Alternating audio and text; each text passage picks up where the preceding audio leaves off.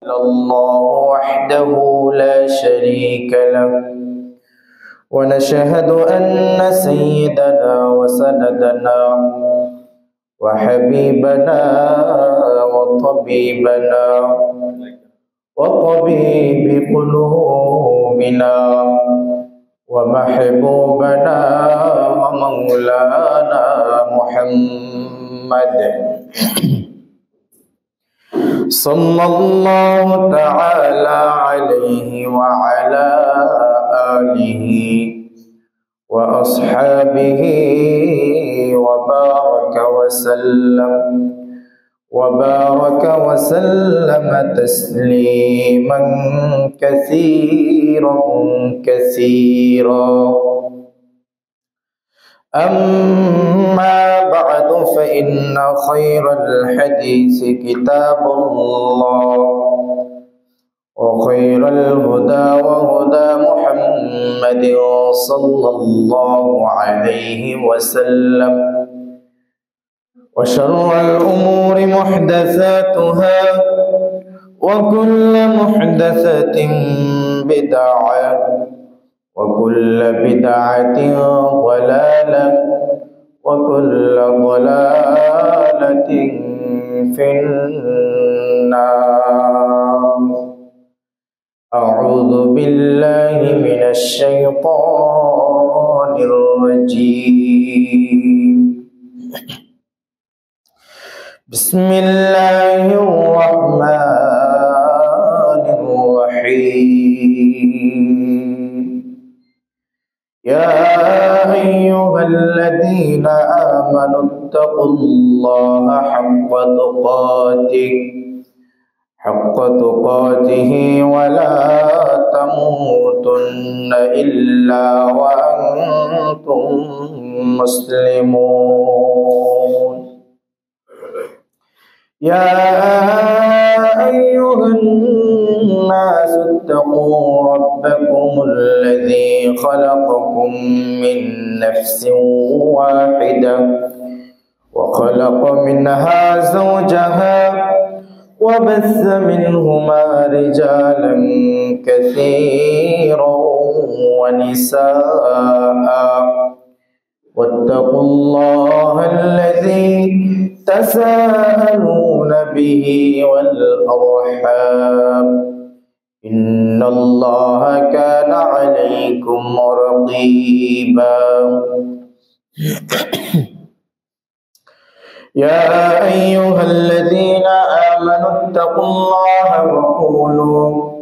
وقولوا قولا سديدا يصلح لكم أعمالكم ويغفر لكم ذنوبكم ومن يطع الله ورسوله فقد فاز فوزا عظيما. وقال سبحانه تعالى في موضع آخر: أعوذ بالله من الشيطان الرجيم. حتى إذا جاء أحدهم الموت قال رب ارجعون. وقال تعالى: وجاءت سكرة الموت بالحق ذلك ما كنت منه تحيد. وقال النبي صلى الله عليه وسلم: لا يلج النار رجل بكى من خشية الله حتى يعود اللبن في الضرع ولا يجتمع غبار في سبيل الله ودخان جهنم أو كما قال عليه الصلاة والسلام. যাবতীয় প্রশংসা, হামদ, সানাত, তারিফ, গুণগান, সিজদায়ে শুকর, সিজদায়ে সুজুদ মহিয়ান গরিয়ান আল্লাহ সুবহানাহু ওয়া তাআলার জন্য, যার অশেষ কৃপায় আমরা কাজকর্ম ছেড়ে দিয়ে প্রস্তুতি নিয়ে জুমার দিন আগে ভাগে মসজিদে আসার তৌফিক যে মহান আমাদেরকে দান করেছেন, সেজন্য মহান রব্বুল আলামিনের বারগাহে শুকরিয়া জ্ঞাপন করছি। সকলেই বলি আলহামদুলিল্লাহ। দুরূদ ও সালাম বর্ষিত হোক সৈয়দুল আম্বিয়া, আশরাফুল আম্বিয়া, খাতামুল আম্বিয়া, পৃথিবীর সর্বকালের সর্বযুগের সর্বশ্রেষ্ঠ মহামানব, সমস্ত নবী রাসূলদের সর্বাধিনায়ক, মানবতার মুক্তির দিশারি নবী মুহাম্মদ রাসূলুল্লাহ সাল্লাল্লাহু আলাইহি ওয়াসাল্লামের উপর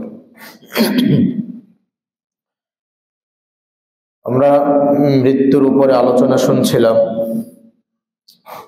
আর কিছু আলোচনা আজকেও আমরা শুনবো ইনশাআল্লাহ।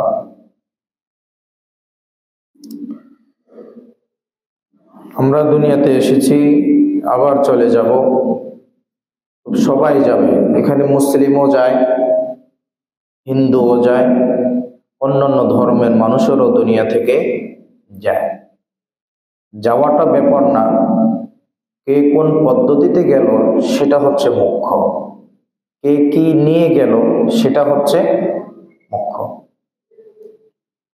দুনিয়াতে আসছি আমরা, আসার পরে আমাদের জীবনটা কয়েকটা পার্ট বিভক্ত থাকে, কয়েকটা ভাগে বিভক্ত থাকে। যেমন জন্মের পর থেকে নিয়ে জীবনটা টিনেজের আগে একরকম, টিনেজ থেকে নিয়ে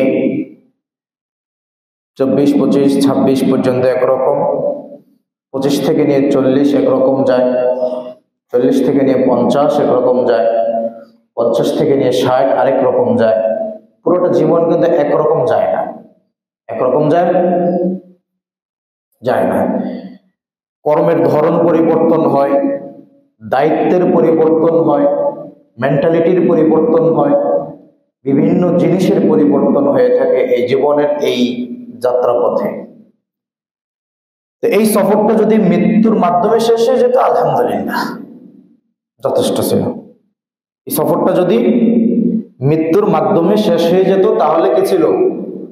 আলহামদুলিল্লাহ, সমস্যা ছিল না, কারোরই সমস্যা ছিল না। যে সুদ খায় তারও সমস্যা নাই, যে নামাজ পড়ে তারও সমস্যা নাই, যে অশ্লীল অপকর্ম করে বেড়ায় তারও কোনো সমস্যা নাই, যে করে না তারও কোনো সমস্যা নেই, সব এক, সমস্যা নেই। কিন্তু ব্যাপারটা কি আসলে তাই? হ্যাঁ, ব্যাপারটা কি এরকম ঘটবে যে যাই করুক সমস্যা নাই? এই যে সমস্যা নাই, আসলে কি এটা হবে না? আসলে সমস্যা আছে, সমস্যা আছে। আল্লাহ সুবহানাহু ওয়া তাআলা তিনি একটা প্রসেসিং সিস্টেম মানুষকে দিয়েছেন। ওই প্রসেসের ভিতরে মানুষ যদি চলে তাদের সমস্যা নাই, কিন্তু আল্লাহর দেওয়া সিস্টেমের বাহিরে কেউ যদি চলে তার জন্য কি বিরাট সমস্যা।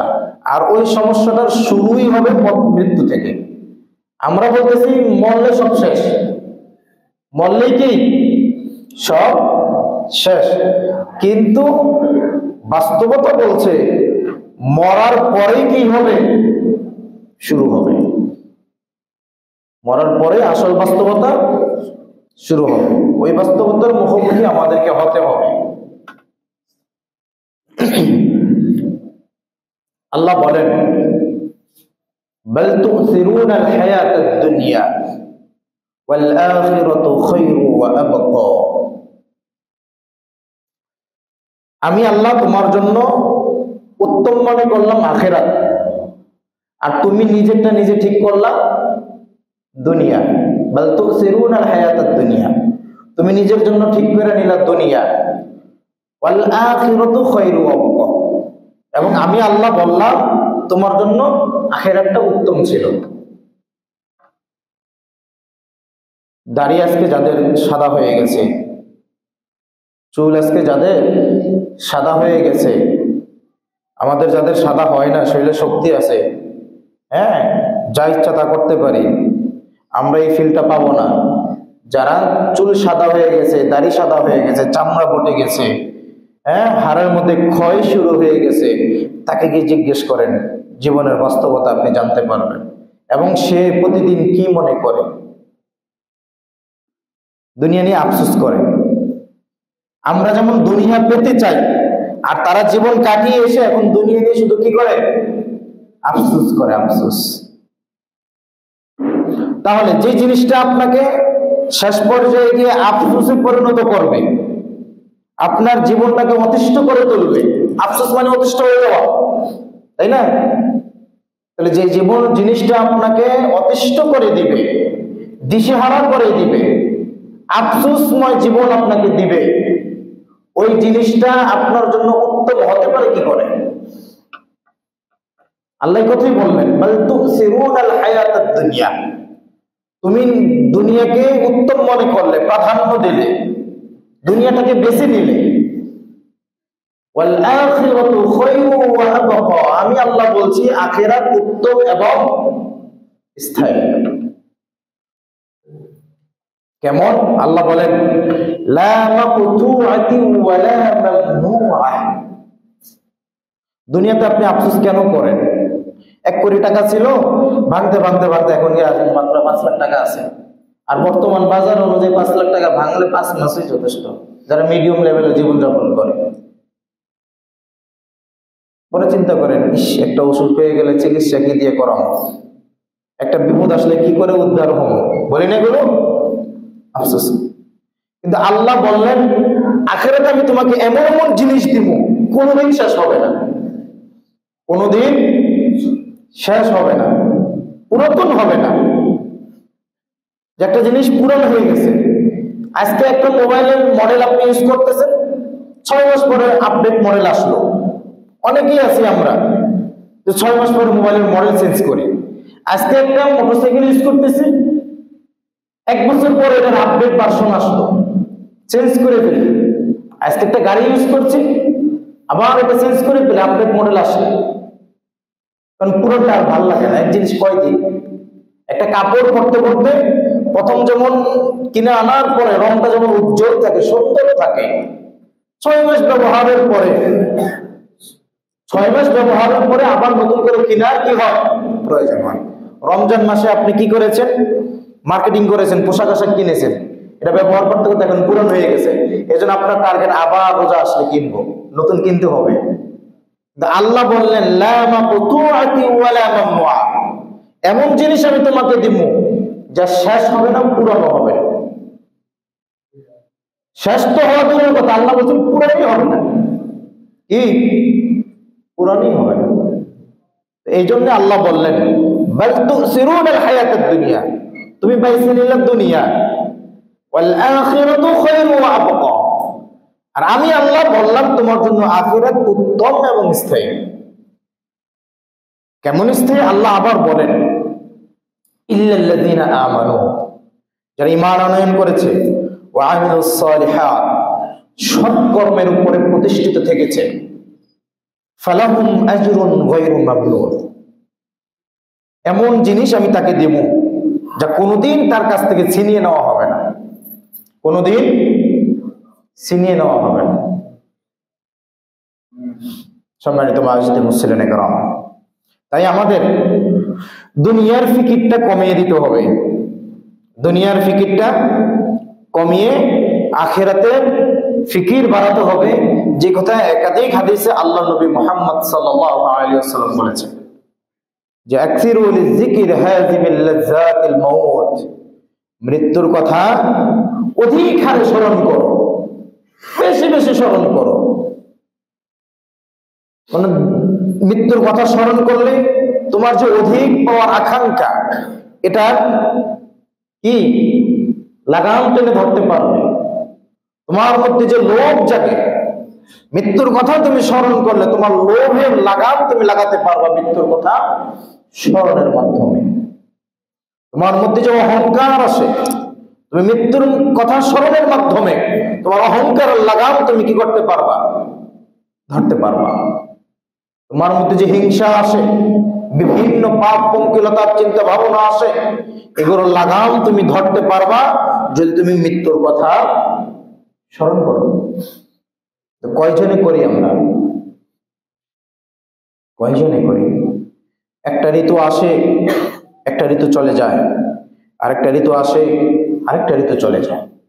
একটা গরমকাল ছিল আমাদের মধ্যে, আমরা সবাই অতিষ্ঠ হয়ে গেছি। কারেন্ট গেলে আরো বেশি বিরক্ত, তাই না?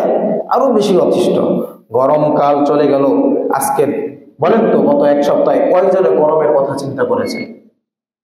মনেও পড়ে না গরমের কথা, অথচ গরম আপনাকে এত জ্বালান জ্বালাইছে, মনেই পড়ে না। আবার শীত আসলো, শীতে আমরা সেজে গুজে থাকি সবাই, পোশাকে আশাকে, হ্যাঁ, তেল চুনো পাউডারে সবাই সেজে গুজে থাকি। এই শীতও আবার যখন চলে যাবে, শীতের কথা মনেও করব না, তখন ওইটা নিয়ে ব্যস্ত থাকবো। কিন্তু মুরব্বীরা বলেছেন, এক মাঘে শীত যায় না। এর মানে আপনি বুঝেন নাই, এর মানে আপনি বুঝেন নাই। তারা বলতে চেয়েছে তুমি আগামীটার জন্য প্রস্তুত থাকো, আগামীটার জন্য কি থাকো? প্রস্তুত থাকো। আল্লাহ সে কথাই বললেন, আল্লাযী খালাকাল মাউতা ওয়াল হায়াতা লিয়াবলুয়াকুম আইয়ুকুম আহসানু আমালা। অনর্থগামী জীবন এবং মৃত্যু দুইটা কাল সৃষ্টি করি নাই। জীবন একটা ঋতু, মৃত্যু একটা ঋতু, গরম একটা ঋতু, শীত একটা ঋতু।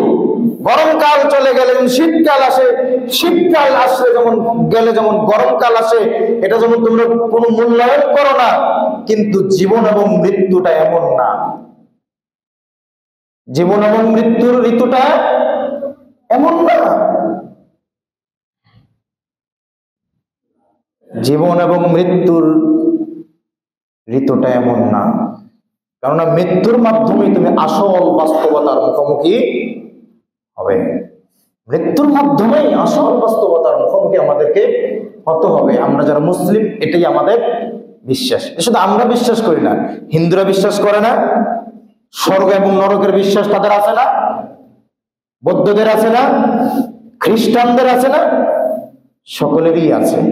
যারা ধর্ম বিশ্বাস করে প্রত্যেকেরই স্বর্গ এবং নরকের বিশ্বাস আছে। এর মধ্যে এই সকল বিশ্বাসীদের মধ্যে ইসলামের অনুসারী যারা, মুসলিম যারা, তাদের বিশ্বাসটা হচ্ছে অথেন্টিক, তাদের সোর্সটা কি অথেন্টিক। কিন্তু আমরা যারা মুসলিম সহজে ইসলাম পেয়ে গেছি, আমরা এটার মূল্যায়ন করি না, এটা বুঝি না, অনুধাবন করি না। আমরা সবকিছু কমার্শিয়াল চিন্তা ভাবনা আমাদের মধ্যে। গুনাহ বেশি হয়ে গেছে, মানুষের দাওয়াত দিয়ে খাওয়াই দিলাম। সুদের টাকা বেশি লাভ হয়ে গেছে, হুজুর টুজুর দাওয়াত দিয়ে, মানুষজন দাওয়াত দিয়ে খাওয়াই দিলাম। হ্যাঁ, একটা খারাপ কাজ করে বেশি, আল্লাহ বাঁচিয়ে দিছে, ধরা পড়ে নেই, দাওয়াত চাওয়াত দিয়ে খেয়ে খাওয়াই ফেললাম। জন্ম হয়েছে, বিপদ আপদ যেন না হয়, দাওয়াত দিয়ে খাওয়াই দিলাম। মৃত্যু হয়েছে, সারা জীবন অপরাধ করছে, নামাজ পড়ে নাই, মরার পরে 3 দিন পরে 40 দিন দাওয়াত দিয়ে খাওয়াই দিলাম, জান্নাতে চেলচেলাইয়া চলে গেছে। আমরা সব কমার্শিয়াল চিন্তা ভাবনা আমাদের মধ্যে সব কি, কিন্তু আসলে কি বিষয়গুলো এরকম হবে? হ্যাঁ, বিষয়টা কি এমন? এমন হবে না। সম্মানিত মাসজিদে মুসলিম কারণ, তাই আমাদেরকে আল্লাহ যেটা বলতে চেয়েছেন, বাল তুসিরুনাল হায়াতাদ দুনিয়া ওয়াল আখিরাতু খায়রু ওয়া আবকা। দুনিয়ার ফিকির কমাতে হবে, আখিরাতের ফিকির বাড়াতে হবে। আমি বলেছি এই কথা, প্রফেসর ইউনুস কেন কথার কথা বলেছি, এটা তো আর সম্ভব না, হবেও না।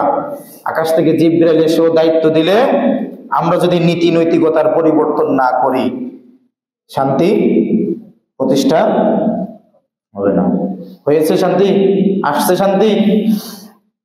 বিশৃঙ্খলা শেষ হয়ে গেছে না বাড়ছে? বাড়ছে, আরো বাড়বে। আরেক দল আসবে, আরো বাড়বে, পরে আরেক দল আসবে, আরো বাড়বে। প্রফেসর ডক্টর আসাদুল্লাহ গালিব কিছুদিন আগে বলছিলেন, এই দেশে নেতৃত্বের পরিবর্তন হয়, নীতির পরিবর্তন হয় না। কি হয়? নেতৃত্বের পরিবর্তন হয়, নীতির পরিবর্তন হয় না। যতদিন না পর্যন্ত নীতির পরিবর্তন হবে, কোশ্চেনকালেও শান্তি কেউ আগে দেখাতে পারবে না, শান্তি আসবেও না। সম্মানিত মাসজিদে মুসলিম کرام, তো মৃত্যুর বিষয়টা, আমরা মৃত্যু নিয়ে 2 সপ্তাহ কথা শুনেছি। মৃত্যুকালীন অবস্থা, মুমিনের অবস্থা আমরা শুনেছি। আজকে তারই ধারাবাহিকতায় কিছু কথা আমরা সংক্ষিপ্ত আকারে শুনবো। মুমিনের মৃত্যুটা কিভাবে হয় আমরা সেটা জেনেছি। আল্লাহ বলেন, ওয়ান্নাজিআতি গরকা ওয়ান্নাশিতাতি নাশতা ওয়াসসাবিহাতি সাবহা ফাসসাবিকাতি সাবকা। আল্লাহ বলেন ওয়ান্নাজিআতি গরকা, একটা মৃত্যু হয় সেটা খুব খুব কঠিন এবং খুব চাম্পিকতার সাথে ফেরেশতা তার সাথে উদ্যুক্তপূর্ণ আচরণ দেখে তার দেহ থেকে তার প্রাণ বের করে নেয়। আর আরেকটা মৃত্যু হয় খুব আপ্যায়নের সাথে, খুব কোমল ভাবে, খুব মনোরঞ্জন পরিবেশের ভিতরে আরেকটা জান কবজ করা হয়, মুমিনের জান।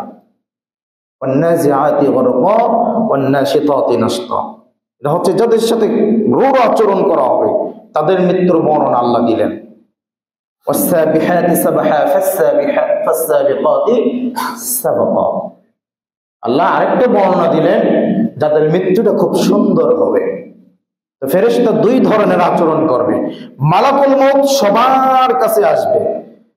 সাহাবীরা আল্লাহ নবী মুহাম্মদ সাল্লাল্লাহু আলাইহি ওয়াসাল্লামকে জিজ্ঞেস করলেন, ইয়া রাসূলুল্লাহ, একই সময়ে পৃথিবীর বিভিন্ন প্রান্তে বিভিন্ন মানুষ এবং বিভিন্ন প্রাণী মৃত্যুবরণ করে, তো মালাকুল মউত একই সময় সবার কাছে কিভাবে যাওয়া সম্ভব?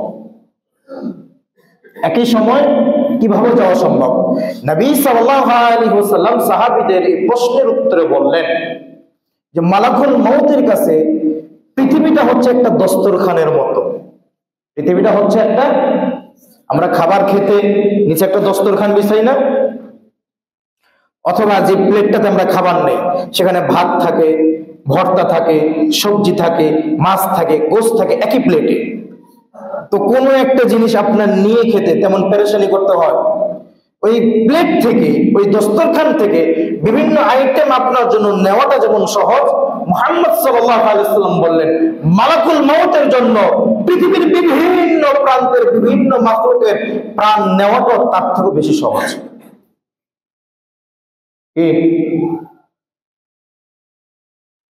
পৃথিবীর বিভিন্ন প্রান্তে, একবার আফ্রিকা, একবার আমেরিকা, একবার ইউরোপ, একবার এশিয়া, একবার দক্ষিণ এশিয়া, এভাবে একবার অস্ট্রেলিয়া, বিভিন্ন দেশে বিভিন্ন মানুষ, বিভিন্ন, শুধু মানুষ না আরো মাখলুকও কি করে মারা যায়।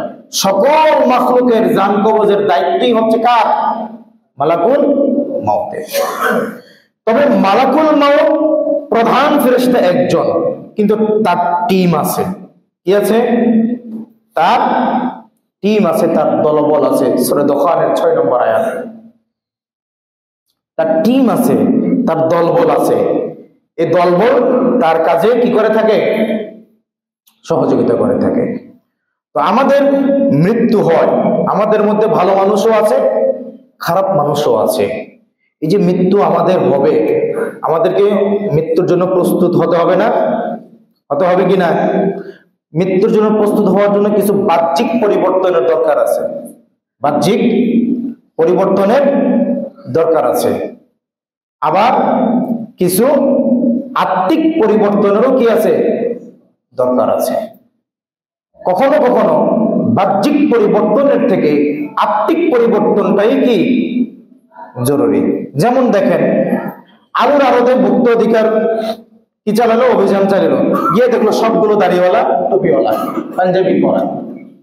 পেঁয়াজের আরো দিকে অভিযান চালালো, গিয়ে গেল সবগুলো দাড়িওয়ালা, টুপিওয়ালা, পাঞ্জাবিওয়ালা।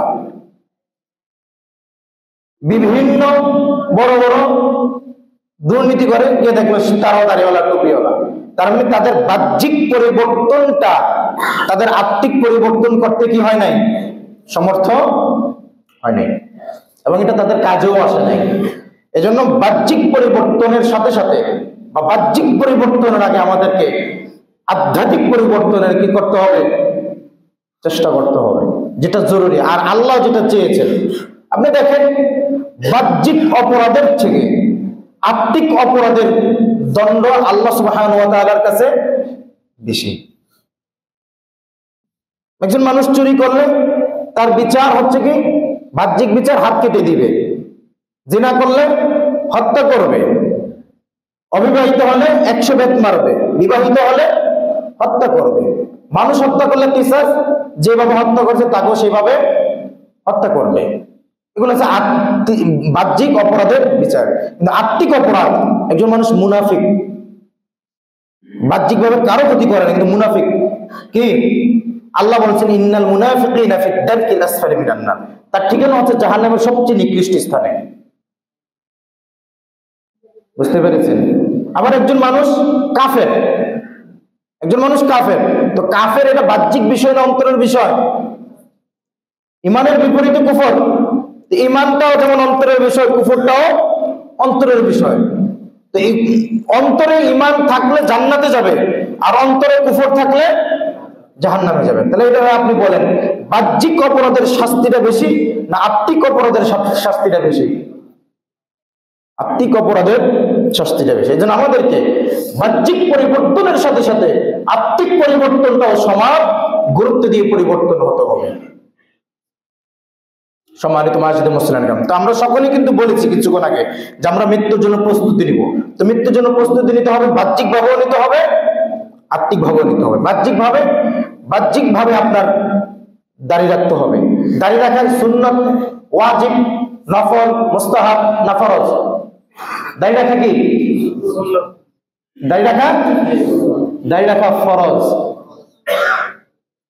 দাড়ি রাখা ফরজ। আল্লাহর নবীর নির্দেশ, যখন তিনি নির্দেশ দিবেন ওই নির্দেশ পালন করা উম্মতের জন্য কি নফল না ফরজ? ওই নির্দেশ মান্য করা, পালন করা নফল না ফরজ? ফরজ। দাড়ি রাখার ব্যাপারে উলামায়ে কেরাম বলেছেন পৃথিবীর সমস্ত নবী রাসূলের দাড়ি ছিল, এই জন্য দাড়ি রাখা সুন্নত। আর মুহাম্মদ সাল্লাল্লাহু আলাইহি ওয়াসাল্লাম দাড়ি রাখতে নির্দেশ দিয়েছেন, এই জন্য দাড়ি রাখা ফরজ। নির্দেশ যেখানে আছে সেখানে আপনি অন্য কোনো বিধান লাগাতে পারবেন না। তাহলে আপনাকে বাহ্যিক পরিবর্তনের যে সিনারিটা সবচেয়ে বেশি প্রমাণ বহন করে যে আমি পরিবর্তন হয়েছি, সেটা হচ্ছে কি দাড়ি। আপনাকে দাড়ি রাখতে হবে, কি করতে হবে? দাড়ি রাখতে হবে। বাহ্যিক পরিবর্তনের গুরুত্বটা আপনি দেখেন। মুহাম্মদ সাল্লাল্লাহু আলাইহি ওয়াসাল্লাম বলেন কিয়ামতের দিন আমি আমার উম্মতদেরকে খুঁজে বের করব। কি দেখে খুঁজে বের করব? আমার উম্মতের দাড়ি দেখে আমি তাদেরকে খুঁজে বের করব। আমি আমার উম্মত যে ওযু করেছে, ওযুর অঙ্গ প্রত্যঙ্গগুলো সূর্যের আলোর মতো আলো দিতে থাকবে, এগুলো দেখে আমি তাদেরকে খুঁজে বের করব। আমার উম্মত যে সিজদা করেছে, সালাত আদায় করেছে, সালাত আদায় করতে গিয়ে তাদের যে কপালে, হাঁটুতে বিভিন্ন জায়গায় দাগ পড়েছে, ওই দাগ থেকে সূর্যের আলোর মতো আলো চমকাতে থাকবে, এগুলো দেখে আমি আমার উম্মতকে সিলেক্ট করব। সুবহানাল্লাহি ওয়া বিহামদিহি। তাহলে বাহ্যিক পরিবর্তনের দরকার আছে কিনা? আপনার মধ্যে যদি দাড়ি না থাকে, নবী সাল্লাল্লাহু আলাইহি ওয়াসাল্লামকে খুঁজে বের করতে পারবেন আপনাকে? হ্যাঁ, আপনার মধ্যে যদি সালাত পড়ার মাধ্যমে দাগ না পড়ে, ওই দাগ থেকে যদি আমাদের আলো না হয়, নবী সাল্লাল্লাহু আলাইহি ওয়াসাল্লাম আপনাকে খুঁজে বের করবেন? কিন্তু বলে দিয়েছেন কাদেরকে খুঁজে বের করবেন। এই জন্য আমাদেরকে বাহ্যিক পরিবর্তনের দরকার আছে। আলোচনা শুধু শুনেই গেলাম জীবনভর, মানলাম না কিছুই। যেন মাঝে মধ্যে বলি কথাটা বেশি তেমন আর বলার দরকার নাই, সবই আপনারা জানেন। আমি যেগুলো বলছি এই পর্যন্ত, এগুলো জানেন না আপনারা? জানেন তো নাকি?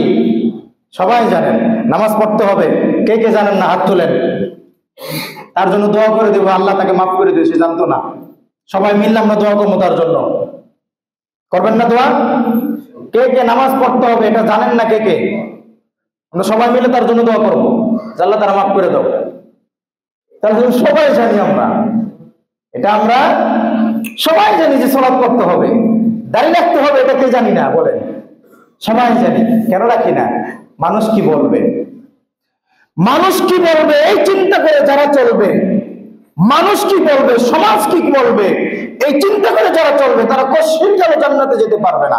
আল্লাহ কি বলবে, আল্লাহ কি বলবে, আল্লাহ এটা কিভাবে দেখবেন, এই চিন্তা করে যারা চলবে তারাই জান্নাতে যেতে পারবে। কারা জান্নাতে যেতে পারবে?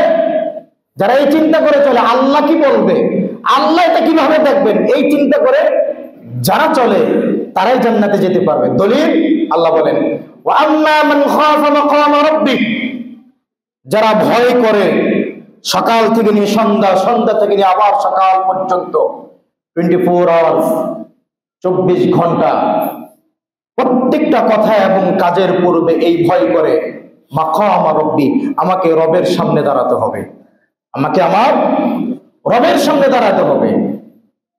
সেখানে দাঁড়িয়ে জীবনের সকল কিছুর হিসাব দিতে হবে, সকল মানুষের সামনে, সকল ফেরেশতার সামনে, সকল জিনের সামনে দাঁড়িয়ে আমাকে কি করতে হবে?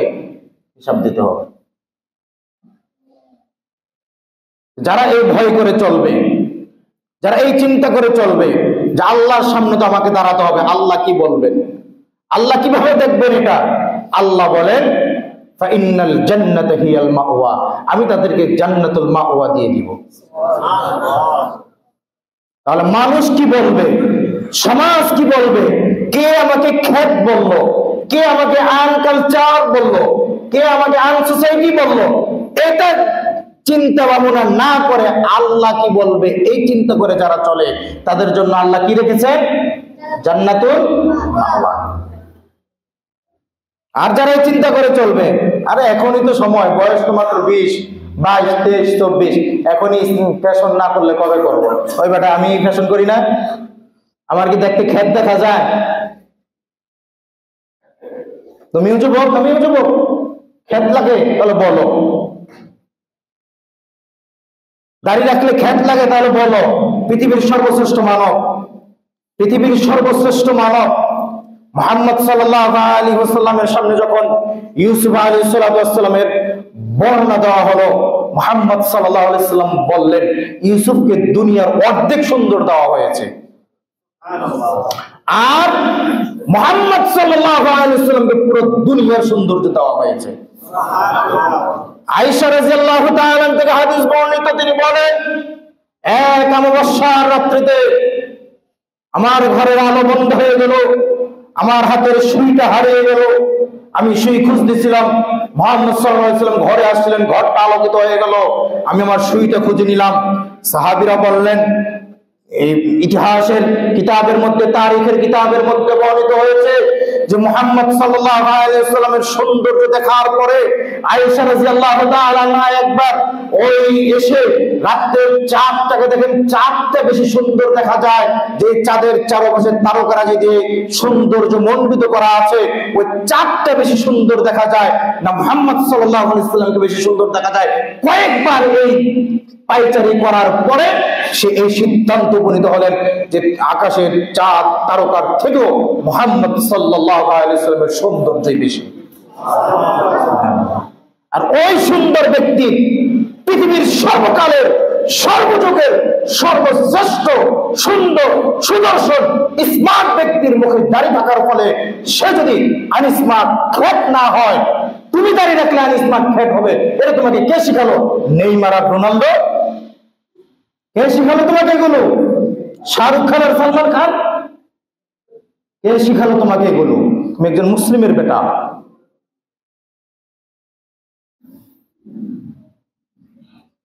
সম্মানিত মুসলিম কারণ, তাই মৃত্যুর প্রস্তুতির প্রথম বাহ্যিক প্রস্তুতি হচ্ছে আপনাকে দাঁড়িয়ে রাখতে হবে একজন মুসলিম হিসাবে, একজন মুসলিম হিসাবে।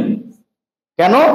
মুহাম্মদ সাল্লাল্লাহু আলাইহি ওয়াসাল্লাম তিনি বলেন কিয়ামতের দিন কোন মানুষই, শুধু আমার উম্মত না, প্রত্যেক নবী রাসূলদের মধ্যে যত মানুষ জান্নাতে যাবে, কোন মানুষই আমি নবীর সুপারিশ ছাড়া জান্নাতে যাবে না।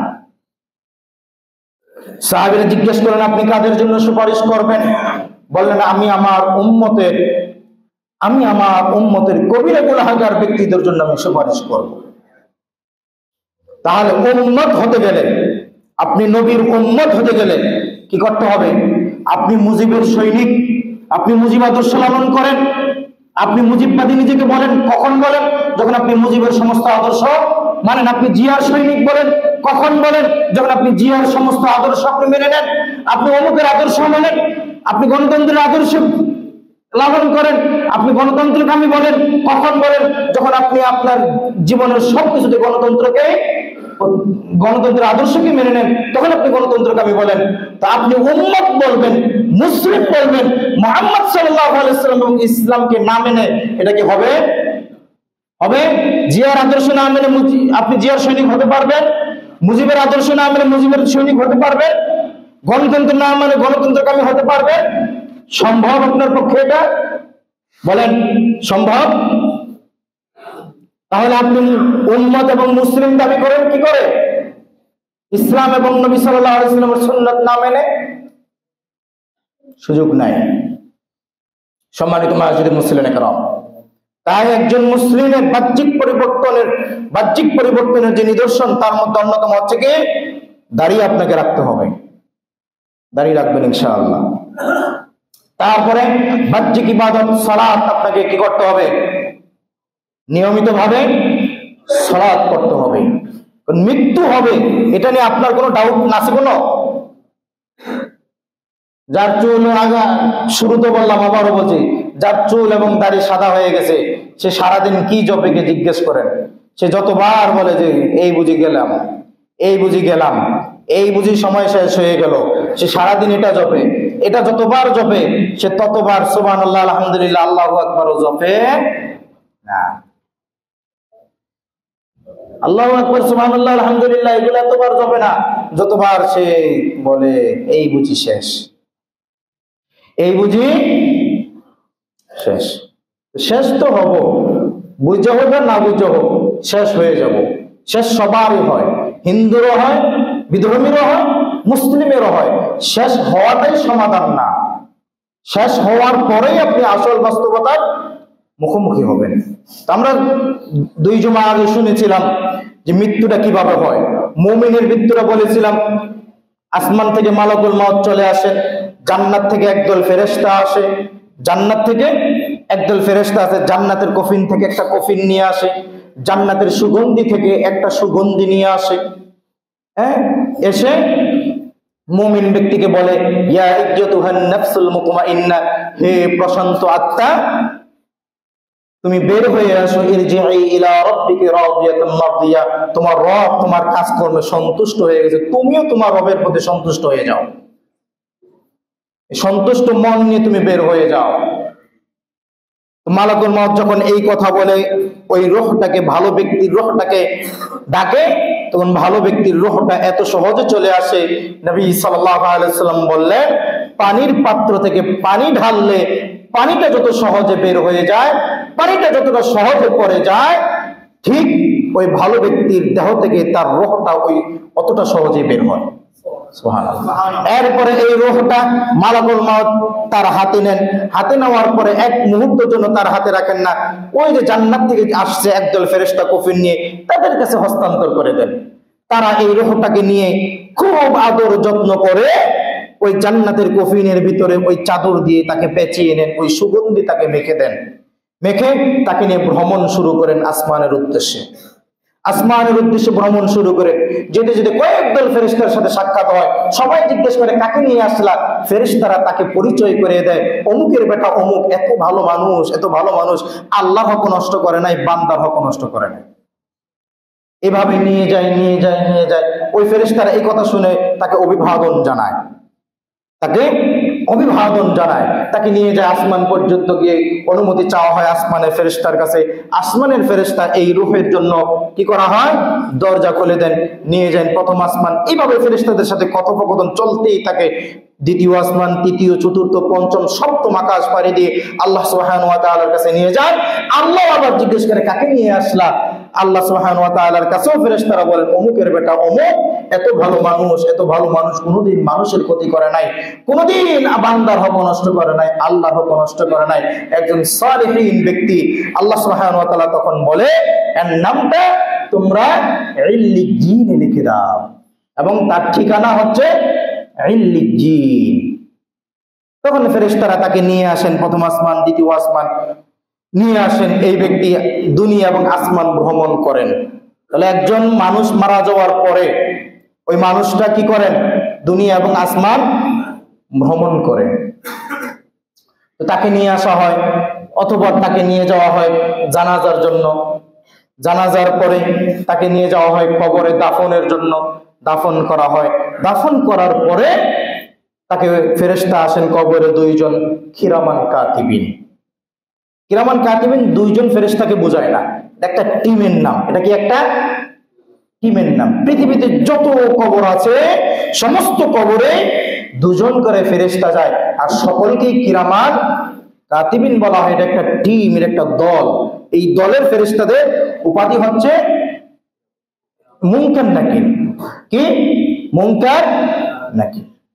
তো মুনকার নাকির ফেরেশতা আসেন, এসে তাকে উঠিয়ে বসান, তাকে প্রশ্ন করেন, মার রব্বুক, মা দীনুক, মান হাযার রাজুল আল্লাযী বু'সা ফীকুম।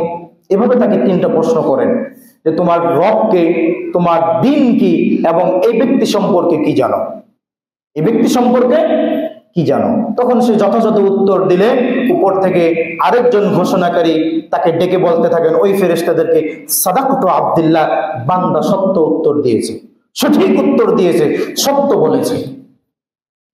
কতবার বলা হয় তার কবর প্রশস্ত করে দেওয়া, তাকে জান্নাতি পোশাক পরিয়ে দাও, তার কবরের সাথে জান্নাতের যোগাযোগের ব্যবস্থা করে দাও, এবং তাকে নতুন জামাইয়ের মতো ঘুম পাড়িয়ে দাও। নতুন জামাইয়ের মতো ঘুম পাড়িয়ে দাও, তাকে নতুন জামাইয়ের মতো ঘুম পাড়িয়ে দেওয়া হয়। আর নবী সাল্লাল্লাহু আলাইহি ওয়াসাল্লাম বলেছেন এই ঘুমটা হচ্ছে বাসর রাত্রের ঘুমের মতো। এই ঘুমটা হচ্ছে কি? বাসর রাত্রের ঘুমের মতো। রাত্র 12টা বাজে বাসর রাত্রে ঢুকেছে, সব মানুষজন গেছে, নিরিবিলি আসছে, বউর কাছে গেছে, টুকটাক কথাবার্তা বলছে, বিভিন্ন আসল বিষয় জানছে। দেখতে দেখতে দেখতে পাইতে গেছে রাত ভোর 5টা। কয়টা? 5টা। একটু ঘুমালো, ঘুমানোর পরে আবার সকাল 6টা বাজে এসে অমুক ভাগিরা, অমুক ভাতিজা, অমুক তমুকে এসে ডাকতেছে, ঘুম শেষ। ঘুম হয়েছে মাত্র কয় ঘন্টা? 1 ঘন্টা। বাসর রাতের ঘুমটা যেমন কম এবং খুব পাতলা, নবী সাল্লাল্লাহু আলাইহি ওয়াসাল্লাম বলছেন মুমিন ব্যক্তির কবরের সময়টা হচ্ছে ওই বাসর রাতের ঘুমের অংশের মতো। সুবহানাল্লাহ। এইভাবে মুমিনের পাঠ শেষ। কবরের জিন্দেগির আলোচনায় পরবর্তীতে আরো অন্য বিষয়ে আলোচনা আসবে। আর পাপিষ্ঠ ব্যক্তির রূহটা কিভাবে কবজ করা হয়, নবী সাল্লাল্লাহু আলাইহি ওয়াসাল্লাম বলেন আসমান থেকে মালাকুল মাউত আসেন, এসে ওই পাপিষ্ঠ ব্যক্তির মাথার কাছে বসেন। জাহান্নাম থেকে একদল ফেরেশতা আসেন, তার জাহান্নামের কফিন থেকে একটা কফিন নিয়ে আসে। স্বাভাবিক মানুষ মারা গেলে বাজার থেকে সাদা সুন্দর কাপড় কিনে নিয়ে আসা হয়, খুব আদর যত্ন করে গোসল দেওয়া হয়, সাদা কাপড় পরানো হয় যত্ন সহকারে। তার মৃত্যুটা কেমন, তার আদর যত্নটা কেমন। আর যে ব্যক্তি বিষ খেয়ে মারা গেছে, ফাঁসি দিয়ে মারা গেছে, বাজার থেকে চট নিয়ে আসা হয়, বাজার থেকে শক্ত পাটি নিয়ে আসা হয়, ওই পাটি দিয়ে, ওই চট দিয়ে, ওই প্লাস্টিক দিয়ে তাকে পেঁচানো হয়। বুঝতে পেরেছেন? তো নবী সাল্লাল্লাহু আলাইহি ওয়াসাল্লাম বলেন জাহান্নামের ফেরেশতা জাহান্নাম থেকে, জাহান্নামের চট থেকে একটা শক্ত চট, গরম শক্ত একটা চট নিয়ে আসেন। এসে ওই ব্যক্তির দৃষ্টিসীমার দূরে বসে পড়েন। মালাকুল মাউত ওই ব্যক্তিকে বলে তোমার হে খবিস আত্মা, আগের বার বলেছিল হে প্রশান্ত আত্মা বের হয়ে আসো, আর পাপিষ্ঠকে বলবে হে খবিস আত্মা বের হয়ে আসো তোমার রবের রাগ এবং ক্রোধের কাছে।